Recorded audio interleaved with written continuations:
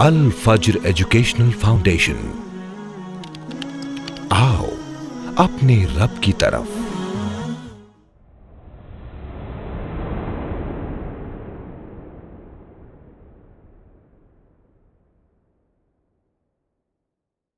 اعوذ باللہ من الشیطان الرجیم، بسم اللہ الرحمن الرحیم، من ہمزہ ونفخہ ونفثہ، رب اشرح لی صدری ویسر لی امری واحلل عقدۃ من لسانی یفقہوا قولی، رب زدنی علما رب زدنی علما اللہم رب زدنی علما۔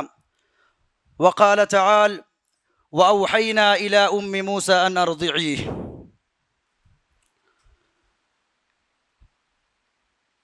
سامعین کرام، تمام قسم کی تعریفات، بڑائی، بزرگی، کبریائی اس اللہ رب العالمین کے لیے لائق و زیبا ہے جس نے ہم تمام انسانوں کو پیدا کیا، ان گنت نعمتوں سے نوازا۔ درود و سلام ہو تمام انبیاء کرام پر، بالخصوص ہمارے اور آپ کے آخری نبی تاجدار مدنی احمد مجتبی محمد الرسول اللہ صلی اللہ علیہ وسلم پر۔ سامعین کرام، آج کے اس پروگرام کا جو میرا موضوع ہے وہ ہے یوم عاشوراء اور موسیٰ علیہ السلام۔ موضوع کی وضاحت کرنے سے پہلے اللہ رب العالمین سے دعا کرتے ہیں کہ اے اللہ، ہم تمام لوگوں کو کہی ہوئی باتوں پر عمل پیرا ہونے کی توفیق عطا فرمائے۔ دیکھیے، ہمارے معاشرے کے اندر ایک چیز ہوتا ہے، لوگ بیانات کو تو سنتے ہیں، علماء کرام کو سنتے ہیں، لیکن جب عمل کرنے کی بات آتی ہے تو وہ اپنے قدم کو پیچھے ہٹا لیتے ہیں۔ بلکہ آپ تمامی حضرات یہ عہد کر کے بیٹھے کہ جو بھی باتیں ہم سنیں گے، جو بھی باتیں ہم تک پہنچیں گی، انشاءاللہ ہم اس پر عمل پیرا ہوں گے۔ حاضرین، سب سے پہلے ہم یوم عاشوراء کی بات کرتے ہیں۔ یوم عاشوراء 10 محرم کو کہتے ہیں، 10 محرم کو یوم عاشوراء کہتے ہیں۔ اور یوم عاشوراء کے دن، یعنی 10 محرم کے دن، یہودی یہ ناچتے ہیں اور گاتے ہیں، خوشیاں مناتے ہیں۔ اور شیعہ حضرات جو ہوتے ہیں، 10 محرم کے دن یہ اپنے گریبان کو چاک کرتے ہیں، اپنے اوپر ظلم کرتے ہیں، اپنے اوپر چھریاں چلاتے ہیں، نوحہ اور ماتم کرتے ہیں۔ اور جو صوفی حضرات ہوتے ہیں وہ یوم عاشوراء کے دن کھانا پکاتے ہیں اور کھانا کھاتے ہیں۔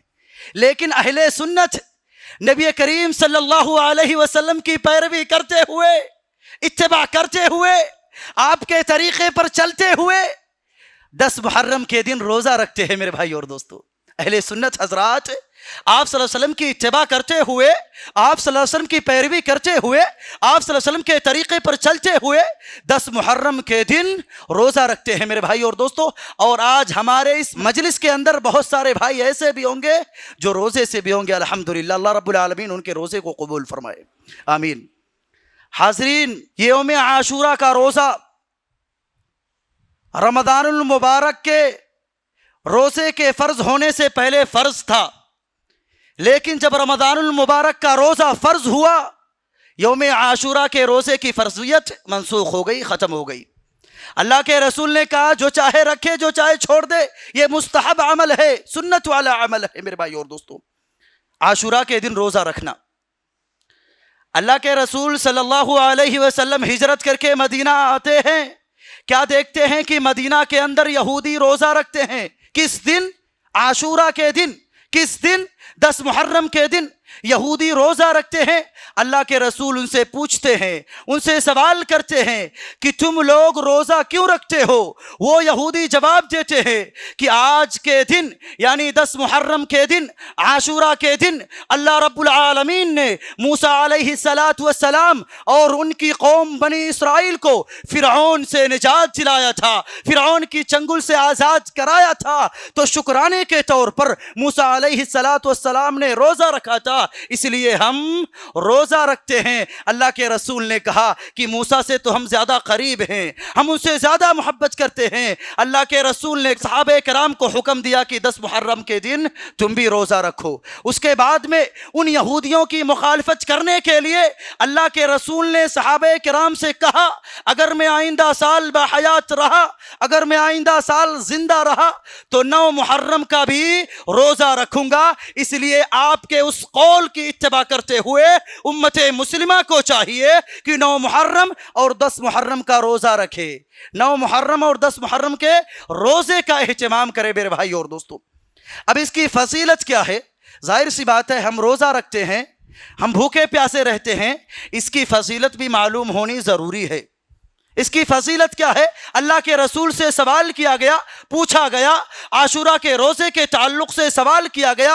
आप सल्लल्लाहु अलैहि वसल्लम ने जवाब देते हुए कहा, फरमाया कि मैं उम्मीद करता हूँ कि अल्लाह रब्बुल आलमीन इस एक रोज़ा के रखने की वजह से जो साल गुजर गया है उसके गुनाहों को मुआफ़ कर दे, उसकी ख़ताओं को मुआफ़ कर दे, उसकी गलतियों को मुआफ़ कर दे। लेकिन मेरे भाई और दोस्तों, आपको यहाँ पर एक बात जानने की ज़रूरत है, इस एक रोज़ा रखने की वजह से रब कबीरा गुनाह को माफ़ नहीं करता है, बड़े बड़े गुनाहों को माफ़ नहीं करता है, बल्कि जो सगीरा गुनाह होते हैं, जो छोटे छोटे गुनाह होते हैं, अल्लाह रब्बुल आलमीन आशूरा के रोज़ा रखने की वजह से उन गुनाहों को जो साल गुजर गया है, जो गुनाह उसमें हुए हैं, अल्लाह रब्बुल आलमीन मुआफ़ फरमा देता है मेरे भाई और दोस्तों। लिहाजा हम तमामी हजरात को चाहिए कि जब भी हमें मौका मिले, जब भी ये दिन हमें नसीब हो, हम क्या करें? रोज़ा रखें मेरे भाई और दोस्तों, ताकि हमारे गुनाह भी माफ़ होते रहें मेरे भाई और दोस्तों। लेकिन आज हमारे मुआशरे की हालत क्या है? हमारे नबी तो इस दिन रोज़ा रखा करते थे, हमारे नबी के जो साथी थे वो रोज़ा रखा करते थे, लेकिन आज जो अपने आप को आशिकाने रसूल कहते हैं, अपने आप को रसूल से मोहब्बत करने की दावा करते हैं, वो क्या करते हैं? आज के दिन नौहा और मातम करते हैं, अपने गिरेबान को चाक करते हैं, ताज़िया निकालते हैं, जुलूस निकालते हैं, तरह तरह के खुराफात को अंजाम देते हैं, जबकि ये हदीस से साबित नहीं है, नबी से साबित नहीं है, सहाबा से साबित नहीं है, ताबईन से साबित नहीं है, तबा ताबईन से साबित नहीं है, सलफ़े सालिहीन से साबित नहीं है, यहाँ तक कि अइम्मे अरबा से भी ये साबित नहीं है। ताज़िया निकालना, ढोल बजाना, जुलूस निकालना, नौहा करना, मातम करना, ये किसी से भी साबित नहीं है मेरे भाई और दोस्तों। लिहाजा हमें और आपको इससे बचना चाहिए। और अल्लाह के रसूल की हदीस वो याद कीजिए कि अल्लाह के रसूल कहते हैं, जो नौहा करता है, जो मातम करता है, जो अपने चेहरे पर थप्पड़ मारता है, अपने गिरेबान को चाक करता है, वो हम मुसलमानों में से नहीं है, हम मुसलमानों में से नहीं है। तो जो हजरात ये अमल करते हैं उनको सोचना चाहिए वो मुसलमान के गिनती में नहीं है मेरे भाई और दोस्तों। ये है यौम आशूरा के ताल्लुक़ से चंद बातें। अब हम चलते हैं मूसा अलैहिस्सलातु वस्सलाम के वाक़े की तरफ मेरे भाई और दोस्तों। अगर मैं आपसे सवाल करूं, अगर मैं आपसे पूछूं कि कुरान में सबसे ज़्यादा जिक्र किस नबी का आया है, यकीनन आपका जवाब यही होगा कि मूसा अलैहिस्सलातु वस्सलाम का जिक्र आया है। और अगर मैं ये कहूं कि सबसे ज्यादा जिक्र किस कौम का आया है, यकीनन आपका जवाब भी यही होगा कि बनी इसराइल का जिक्र आया है। आपका जवाब भी यही होगा कि वो कौम बनी इसराइल है मेरे भाई और दोस्तों, जिसका कुरान में सबसे ज्यादा जिक्र आया हुआ है। मेरे भाई और दोस्तों, मूसा अलैहिस्सलातु वस्सलाम ये याकूब अलैहिस्सलातु वस्सलाम की नस्ल से हैं, इब्राहीम अलैहिस्सलातु वस्सलाम की नस्ल से हैं। जब यूसुफ अलैहिस्सलातु वस्सलाम मिस्र के बादशाह बने, अपने तमाम घर वालों को, अपने भाइयों को, अपने वालिदैन को मिस्र के अंदर बुला लिया। ये फ़लस्तीन में रहा करते थे, लेकिन जब बादशाह मुसल्लत हुए, बादशाह के फ़राइज़ अंजाम देने लगे, अपने अहलो अयाल को बुला लिया, वहाँ रहने लगे। और आपको एक बात और मालूम होनी चाहिए कि याकूब अलैहिस्सलातु वस्सलाम का एक नाम इसराइल भी है। याकूब अलैहिस्सलातु वस्सलाम का एक नाम इसराइल भी है। वहीं से बनी इसराइल ये कौम पैदा हुई मेरे भाई और दोस्तों। नस्ल बढ़ती रही, बढ़ती रही। उसके बाद में मूसा अलैहिस्सलातु वस्सलाम कब पैदा होते हैं? फिरौन, जो जालिम फिरौन मिस्र के अंदर था, उसकी बादशाहत में पैदा होते हैं। और मैं आपको ये भी बतलाता चलूं कि मिस्र के अंदर जो बादशाह हुआ करते थे, उनका लक़ब फिरौन हुआ करता था, उनका नाम नहीं हुआ करता था, बल्कि उनका लक़ब फिरौन हुआ करता था। और मूसा अलैहिस्सलातु वस्सलाम के दौर में जो बादशाह था, उसका लक़ब भी फिरौन था, और उसका नाम वलीद बिन रैयान था। उसका नाम ولید بن ریان تھا، فرعون تو یہ لقب تھا میرے بھائی اور دوستو۔ یہ فرعون کیا کیا؟ بنی اسرائیل کو غلام بنا لیا، ان سے کام کرواتا رہا، ان پر ظلم کرتا رہا، ظلم و تشدد کا پہاڑ توڑتا رہا۔ ایک دن کیا ہوا؟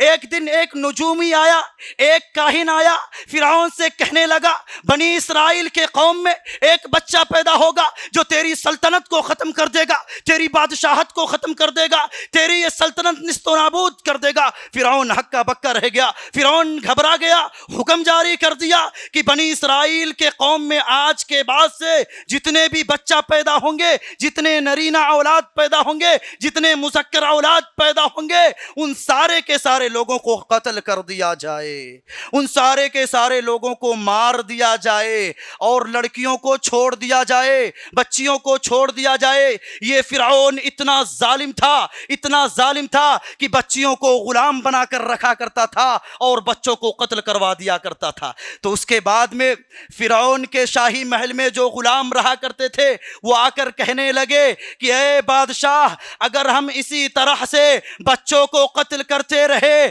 ہمارا کوئی غلام نہیں رہے گا، ہمارا کام کرنے والا نہیں رہے گا، ہمارے گھر کو تعمیر کرنے والا نہیں رہے گا، ہماری کھیتی باڑی کو دیکھنے والا نہیں رہے گا۔ فرعون سوچتا ہے، کہتا ہے بات تو پتے کی ہے، بات تو صحیح کہہ رہے ہو، اگر ہم اسی طرح بچوں کو قتل کرتے رہے، ان کو مارتے رہے تو بنی اسرائیل کی جو نسل ہے وہ ختم ہو جائے گی۔ اس کے بعد میں کہا ایک کام کرو، 1 سال بچوں کو چھوڑ دو اور 1 سال قتل کرو، 1 سال بچوں کو چھوڑ دو، قتل مت کرو، اور 1 سال بچوں کو قتل کیا جائے۔ جس سال بچوں کو چھوڑا جاتا ہے، قتل نہیں کیا جاتا ہے، اس سال موسیٰ علیہ السلام کے بڑے بھائی ہارون کی پیدائش ہوتی ہے، موسیٰ علیہ السلام کے بھائی ہارون کی پیدائش ہوتی ہے میرے بھائی اور دوستو۔ اور جس سال بچوں کو قتل کیا جاتا ہے، مارا جاتا ہے، اس سال موسیٰ علیہ السلام کی پیدائش ہوتی ہے، موسیٰ علیہ السلام کی ولادت ہوتی ہے۔ موسیٰ علیہ السلام کی جب ولادت ہوتی ہے، موسیٰ علیہ السلام کی ماں خوف کھانے لگ جاتی ہیں، ڈر جاتی ہیں کہ اب تو میرا بچہ بچے گا نہیں۔ جب یہ پتہ لگ جائے گا فرعون کو اور فرعون کے درباریوں کو، وہ ہمارے بچوں کو قتل کر دے گا، وہ ہمارے بچے کو چھوڑے گا نہیں، خوف کھانے لگ جاتی ہیں۔ اللہ رب العالمین حکم دیتا ہے، اے موسیٰ کی ماں، اے موسیٰ کی ماں، تم خوف مت کھانا، مت ڈرنا، کسی کو یہ بات مت بتانا، اگر تمہیں کوئی خطرہ لاحق ہو، کوئی خطرہ محسوس ہو، تم بچے کو کیا کرنا، ٹوکری میں رکھ کر دریا کے حوالے کر دینا، صندوق میں رکھ کر دریا کے حوالے کر دینا۔ میرے بھائی اور دوستو، دونوں طرف خطرہ ہے، ادھر فرعون کا خطرہ ہے، دریا کے حوالے کرتی ہیں، ادھر بھی ڈرتی ہیں کہ کہیں کوئی مچھلی نہ کھا جائے۔ میرے بھائیو، جب احساس ہوتا ہے، ان کو خطرہ لاحق ہوتا ہے، اپنے بچے یعنی موسیٰ علیہ السلام کو صندوق میں بند کر کے دریا کے حوالے کر دیتی ہیں، دریا کے حوالے کر دیتی ہیں، کیونکہ اللہ رب العالمین نے کہا کہ اے موسیٰ کی ماں، تم خوف مت کھانا، مت ڈرنا، تم بچے کو دریا کے حوالے کر دینا، میں اس کی نگہبانی کرتا رہوں گا اور تمہارے پاس بھی لوٹا دوں گا دوبارہ، اور اسے رسالت پر بھی فائز کر دوں گا، اسے رسالت پر بھی فائز کر دوں گا۔ کس کا حکم ہے؟ رب کا حکم ہے۔ اور آج میرے بھائی اور دوستو، بیٹے سے کس کو محبت نہیں ہوتی ہے؟ اولاد سے کس کو محبت نہیں ہوتی ہے؟ ماں کو محبت تھی اولاد سے، نہیں ڈالنا چاہتی تھی دریا کے اندر، لیکن رب کا بھی حکم ہوتا ہے کہ ڈال دو۔ اور آج ہماری مائیں، ہماری بہنیں، ہماری جو مائیں ہیں، ان کو بتایا جاتا ہے رب نے حکم دیا ہے نماز پڑھو، رب نے حکم دیا ہے پردہ کرو، رب نے حکم دیا ہے بازاروں میں مت گھومو، رب نے حکم دیا ہے مردوں کے پیچھے مت جاؤ، لیکن وہ مانتی نہیں ہے۔ اللہ رب العالمین نے حکم دیا کہ موسیٰ کی ماں موسیٰ کو دریا کے حوالے کر دے، سمندر کے حوالے کر دے، میں اس کی نگہبانی کروں گا، میں اس کی دیکھ بھال کروں گا، تیرے پاس واپس لوٹاؤں گا، رسالت پر بھی فائز کروں گا۔ موسیٰ علیہ السلام کی ماں رب کے ایک حکم پر دریا کے حوالے کر دیتی ہیں بیٹے کو۔ ہماری ماؤں اور بہنوں کا بھی یہی طریقہ ہونا چاہیے کہ رب نے حکم دیا ہم کریں گے، چاہے جان چلی جائے، چاہے جان چلی جائے، چاہے مال چلا جائے، رب نے کہا نماز پڑھو، ہم نماز نہیں چھوڑیں گے، रब ने कहा पर्दा करो, हम पर्दा करेंगे। रब ने कहा कि तुम मर्दों के भीड़ में मत जाओ, हम मर्दों के भीड़ में नहीं जाएंगे। अगर ऐसी हमारी माओ और बहनें हो गई मेरे भाई और दोस्तों, एक इनकलाब पैदा हो जाएगा, एक इनकलाब पैदा इंशाअल्लाह रब्बुल आलमीन हो जाएगा। दरिया के हवाले करती है। बहरहाल आगे चलते हैं। बच्चे को दरिया के हवाले करती है। वो संदूक बहता हुआ कहाँ जाता है? फिरौन के शाही महल की तरफ जाता है।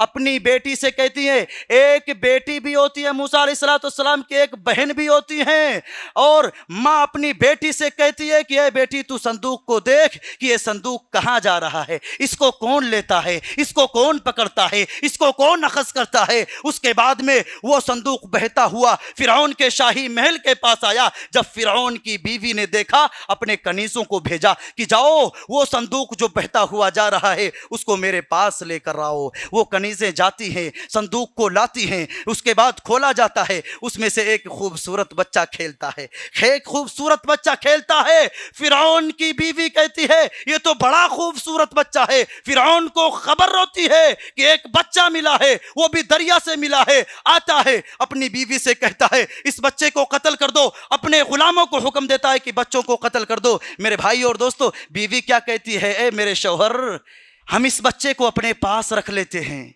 हम इस बच्चे को अपने पास रख लेते हैं, ये हमारी और आपकी आंखों की ठंडक होगा, ये हमारी हिफाजत करेगा, हमारी देखभाल करेगा, हमारी नजरों के सामने बड़ा होगा, हम इसकी खुद देखभाल करेंगे।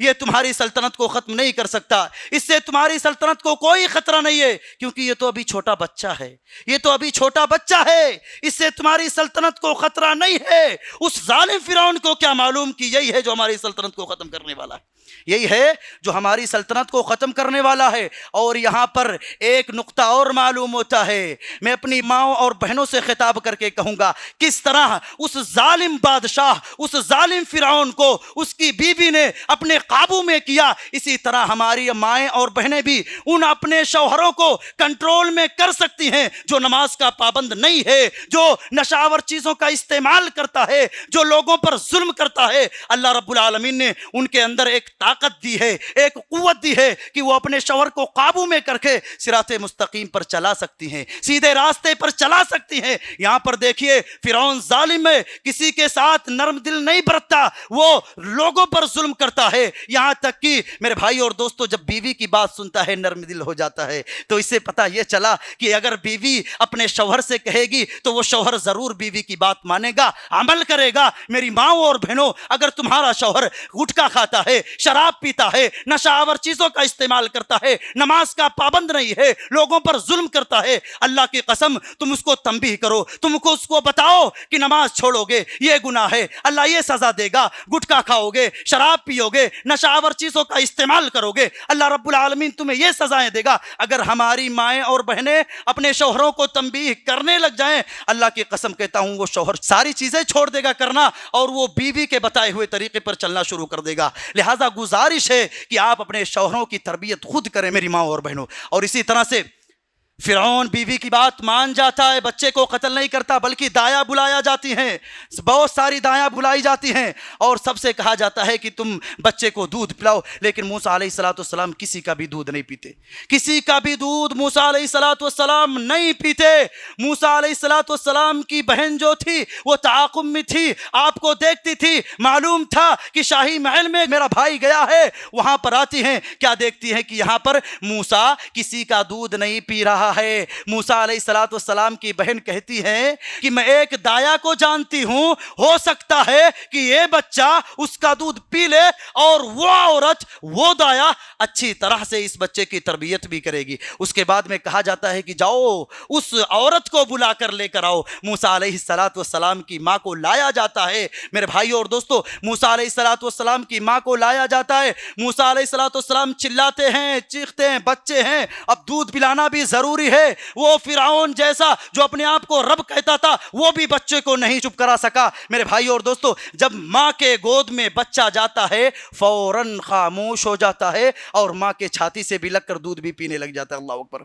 जब उसके बाद बच्चा दूध पीने लग जाता है, फिरौन की बीवी कहती है कि तुम हमारे महल में रहो, खाओ पियो, हम तुम्हें हर चीज मुहैया करके देंगे, हमारे बच्चे को दूध भी पिलाती रहो। मूसा अलैहिस्सलाम की माँ कहती हैं कि हमारा 1 साल का बच्चा है, घर पर है, हम उसको छोड़कर नहीं रह सकते। एक काम करो कि इस बच्चे को हम लेकर जाते हैं, जब भी तुमको ज़रूरत पड़ेगी हम महल लाकर छोड़ देंगे, हम महल लाकर छोड़ देंगे। वो फिरौन माँ को दूध पिलाने के लिए बच्चा हवाले कर देता है। और एक बात और सुनिए मेरे भाई और दोस्तों, और उजरत भी देता है, मुआवजा भी देता है। देखिए अल्लाह रब्बुल आलमीन ने कैसी मदद की, यानी बच्चा माँ की दूध भी पी रहा है और माँ को पैसा भी मिल रहा है। अल्लाह अकबर। हमारा रब वो है जो बंदे को कहीं से भी रोजी अता कर सकता है, कहीं से भी रोजी दे सकता है। यानी बच्चा माँ के गोद में पल भी रहा है, माँ का दूध पी भी रहा है और माँ को रकम भी मिल रही है मेरे भाई और दोस्तों। उसके बाद में मूसा अलैहिस्सलाम जवान होते हैं, बड़े होते हैं, ताकतवर भी बनते हैं और अल्लाह रब्बुल आलमीन ने अपनी तरफ से उनको इल्म और हिकमत से भी नवाजता है, इल्म और हिकमत से भी नवाजता है। एक दिन शाही महल के अंदर मूसा अलैहिस्सलाम रहते हैं, उसके बाद में शहर की तरफ निकल जाते हैं। क्या देखते हैं कि एक किब्ती और एक बनी इसराइल का एक आदमी आपस में झगड़ रहे हैं, आपस में झगड़ा कर रहे हैं, झगड़ रहे हैं। मूसा अलैहिस्सलाम को वो बनी इसराइल बुलाता है कि मूसा तुम मेरी मदद करो वरना ये किब्ती मुझे मार डालेगा। मूसा अलैहिस्सलाम आते हैं, उसके बाद में झगड़ा को छुड़ाने के लिए सिर्फ उस किब्ती को हाथ लगाते हैं, वो किब्ती मर जाता है, वो किब्ती मर जाता है। मूसा अलैहिस्सलाम कहते हैं ये शैतान की तरफ से क्या हो गया, अल्लाह से माफ़ी मांगते हैं, तौबा करते हैं, अल्लाह रब्बुल आलमीन से कहते हैं कि अल्लाह तू माफ़ कर दे। अल्लाह माफ़ कर देता है मेरे भाई और दोस्तों। इससे एक नुक्ता और मालूम हुआ कि अगर हमसे कोई गुनाह हो जाए, कोई ख़ता हो जाए, कोई गलती हो जाए, अगर हम फ़ौरन तौबा करेंगे अल्लाह हमारी तौबा को भी कबूल फरमा लेगा। यहाँ मिसाल देखिए, मूसा अलैहिस्सलाम से गलती हुई, हाथ लगाया, वो किब्ती मर गया। मरने के बाद ये नहीं कहा चलो कोई बात नहीं, बल्कि अल्लाह रब्बुल आलमीन से दुआ की अल्लाह माफ़ कर दे, तू ही माफ़ करने वाला है, और अल्लाह माफ़ भी कर देता है। मेरे भाइयों, मेरी माओ और बहनों, मैं आप तमामी हजरात से खिताब कहकर कहता हूँ कि अगर कोई गलती हो जाए, कोई गुनाह हो जाए, कोई ख़ता हो जाए, हम गलती के पुत्र हैं, हमसे गुनाह होता है, हमसे गलतियाँ होती हैं, हमसे गुनाह सरजद हो जाते हैं। अगर कोई गुनाह हो जाए, कोई गलती हो जाए मेरे भाई और दोस्तों, फ़ौरन अल्लाह रब्बुल आलमीन से माफ़ी मांगो, इंशाअल्लाह अल्लाह रब्बुल आलमीन माफ़ कर देगा। दूसरे दिन फिर वही उसके बाद में फिरौन के दरबार में खबर पहुंचती है, फिरौन के दरबार में खबर पहुंचती है। उसके बाद में फिरौन हुक्म जारी कर देता है कि पाओ, जो भी कत्ल किया है पाओ तो कत्ल कर दो उसको भी, क्योंकि सज़ा यही था कि कातिल के बदले कत्ल ही किया जाए, कत्ल के बदले कत्ल ही किया जाए। ढूंढते हैं नहीं मिलता है। दूसरे दिन फिर वही बनी इसराइल झगड़ा करने लग जाता है, वही बनी इसराइल झगड़ा करने लग जाता है किब्ती से। उसके बाद में मूसा अलैहिस्सलाम फिर आते हैं, फिर बुलाता है। मूसा अलैहिस्सलाम कहते हैं तेरी ही गलती है, तुझ ही से झगड़ा क्यों होता है, बहुत सारे लोग हैं और लोगों से झगड़ा क्यों नहीं होता, इसमें तेरी ही गलती है। उसकी तरफ लपकते हैं, जैसे ही वो बांडा फोड़ देता है कि मूसा देखना जैसा कल कत्ल किया था आज मुझे भी मत कत्ल कर देना। उसके बाद खबर शाही महल में पहुंच जाती है कि कातिल कौन था, मूसा अलैहिस्सलाम, जो पहले किब्ती को कत्ल करने वाले हैं। उसके बाद में शाही महल के अंदर मूसा अलैहिस्सलाम का एक खैर ख्वाह भी था, दौड़ता हुआ भागता हुआ। जब फिरौन ने हुक्म दिया कि उसको कत्ल कर दिया जाए, मूसा अलैहिस्सलाम के पास आता है, कहता है मूसा भाग जाओ, यहाँ से मिस्र को छोड़ दो, वरना तुम्हें फिरौन के लोग कत्ल कर देंगे, क्योंकि तुम्हारे कत्ल होने का हुक्म हो गया है। उसके बाद मूसा अलैहिस्सलाम भागकर मदियन जाते हैं। मदियन जाकर एक दरख्त के नीचे बैठते हैं। थोड़ी ही दूर पर एक कुआं होता है, वहां पर मदियन के लोग अपनी बकरियों को पानी पिलाते हैं, अपनी बकरियों को पानी पिलाते हैं। और दो औरत उस कुएं के पास से थोड़ी दूर जाकर खड़ी होती हैं, बकरियां भी प्यासी हैं, वो बकरियां कुएं की तरफ लपकती हैं पानी पीने के लिए। मूसा अलैहिस्सलाम जब देखते हैं कि सारे लोग पानी पिला रहे हैं, ये दो औरतें जो हैं, ये दो बच्चियां जो हैं, ये दूर जाकर क्यों खड़ी हुई हैं,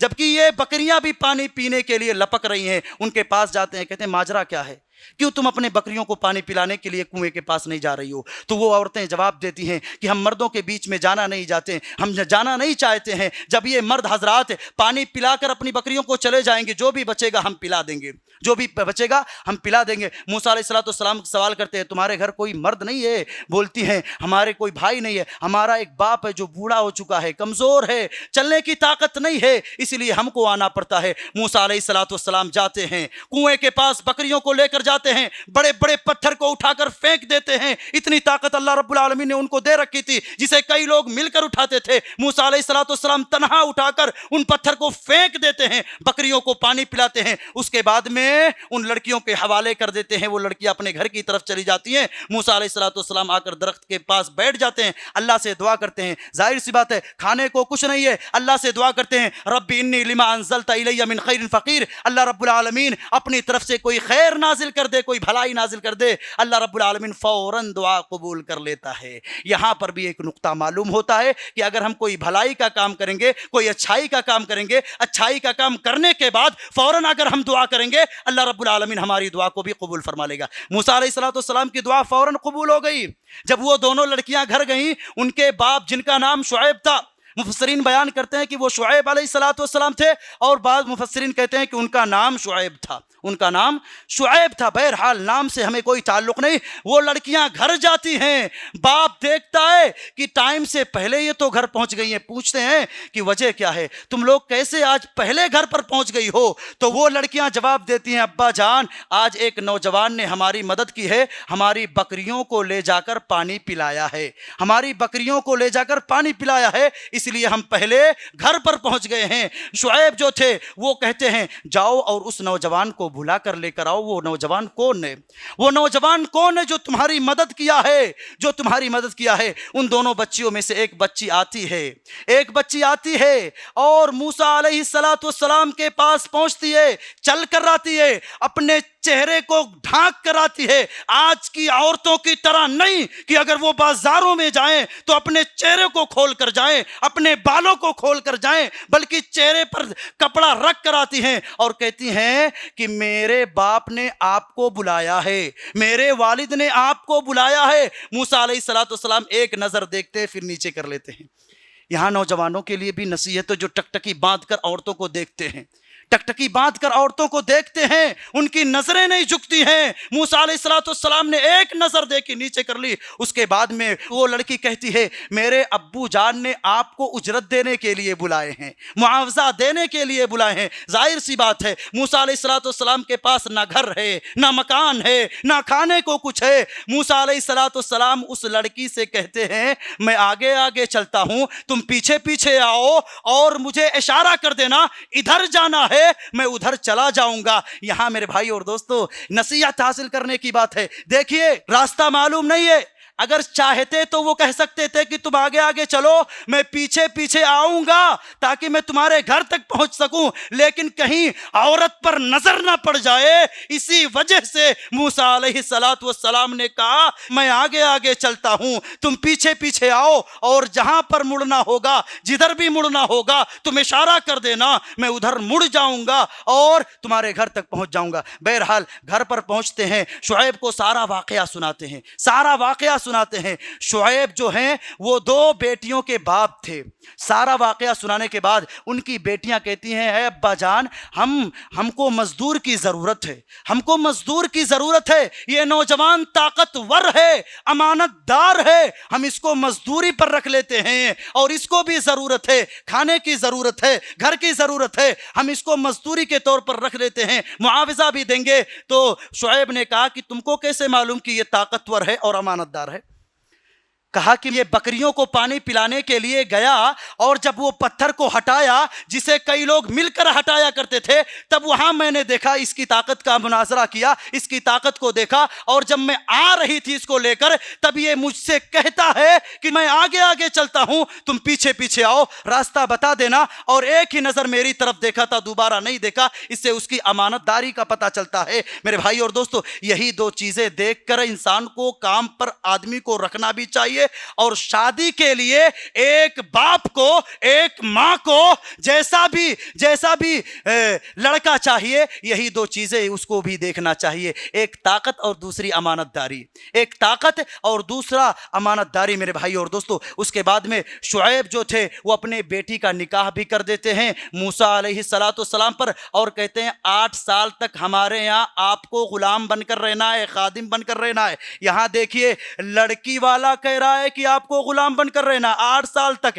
اور آج لڑکا والا کہتا ہے ہمیں 2 ویلر چاہیے، 4 ویلر چاہیے، فریج چاہیے، کولر چاہیے. کس سے کہتا ہے؟ لڑکی والے کے گھر سے کہتا ہے، اس کے اہل خانہ سے کہتا ہے ہمیں جہیز چاہیے. جبکہ یہاں پر شعیب خود موسیٰ علیہ السلام کیسے کریں کہ تم میری بیٹی سے شادی اگر کرو گے 8 سال تک میرے گھر پر رہنا ہے، اگر تم اپنی طرف سے 2 سال اور کر دو گے یعنی 10 سال مکمل کر دو گے تو یہ تمہاری طرف سے ہوگا. میرے بھائی اور دوستو، موسیٰ علیہ السلام تیار بھی ہو جاتے ہیں، اس کے بعد میں شادی بھی ہوتی ہے. اس کے بعد میں میرے بھائی اور دوستو جب 10 سال کی مدت ختم ہوتی ہے اپنے گھر کی طرف مصر کی طرف روانہ ہوتے ہیں. کوہ طور پر جب پہنچتے ہیں وہاں پر ٹھنڈک کا زمانہ ہوتا ہے، آگ نظر آتی ہے. آگ کو لینے کے لیے موسیٰ علیہ السلام کوہ طور پر جاتے ہیں. جب کوہ طور پر پہنچتے ہیں آواز آتی ہے کہ اے موسیٰ میں تمہارا رب ہوں. موسیٰ علیہ السلام خوف کھا جاتے ہیں. ظاہر سی بات ہے جہاں پر اگر آدمی اکیلا ہو وہاں پر کوئی آواز لگائے تو آدمی خوف کھا جاتا ہے، ڈر جاتا ہے. موسیٰ علیہ السلام ڈر گئے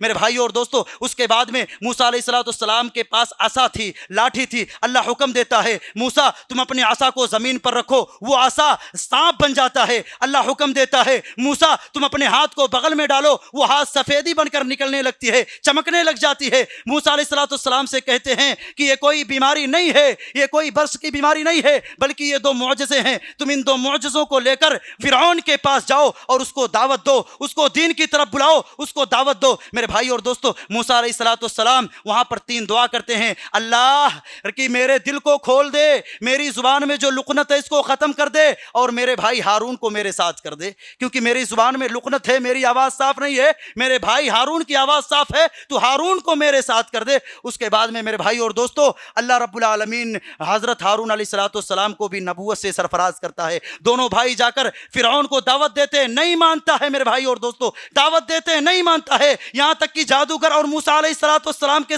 درمیان مقابلہ بھی ہوتا ہے میرے بھائی اور دوستو. موسیٰ علیہ السلام جیت بھی جاتے ہیں، وہ جادوگر ایمان بھی لاتے ہیں، تب بھی یہ فرعون ایمان لانے کے لیے تیار نہیں ہوتا ہے، بنی اسرائیلیوں پر ظلم کرتا رہتا ہے. اللہ ایک مرتبہ حکم دیتا ہے کہ موسیٰ ایک کام کرو، اب بنی اسرائیل کو راتوں رات لے کر تم کیا کرو، فلسطین کی طرف روانہ ہو جاؤ، فلسطین کی طرف روانہ ہو جاؤ. موسیٰ علیہ السلام رب کے حکم سے فلسطین کی طرف روانہ ہوتے ہیں. میرے بھائی اور دوستو صبح کے وقت فرعون کو خبر ہوتی ہے کہ پوری بنی اسرائیل کیا ہوا کہ وہ مصر کو چھوڑ کر جا رہی ہے، موسیٰ ان کو لے کر جا رہا ہے. فرعون پیچھا کرتا ہے، اپنے غلاموں سے کہتا ہے پیچھا کرو، سارے لوگوں کو قتل کر دینا، سارے لوگوں کو ختم کر دینا. دریا کے پاس پہنچتے ہیں، وہ بنی اسرائیل کہنے لگتے ہیں موسیٰ تو نے ہم لوگوں کو تو پھنسا دیا، پیچھے فرعون کی لشکر ہے، آگے سمندر ہے، ہم جائیں گے تو کہاں جائیں گے. اس کے بعد میں موسیٰ علیہ السلام کہتے ہیں میرا رب ضرور کوئی مدد کرے گا، میرا رب ضرور کوئی راستہ نکالے گا. اللہ حکم دیتا ہے موسیٰ تم لاٹھی کو دریا پر مارو، راستہ بن جاتا ہے. موسیٰ علیہ السلام اور ان کی قوم پار ہو جاتی ہے. فرعون دیکھتا ہے کہ راستہ صاف و شفاف ہے،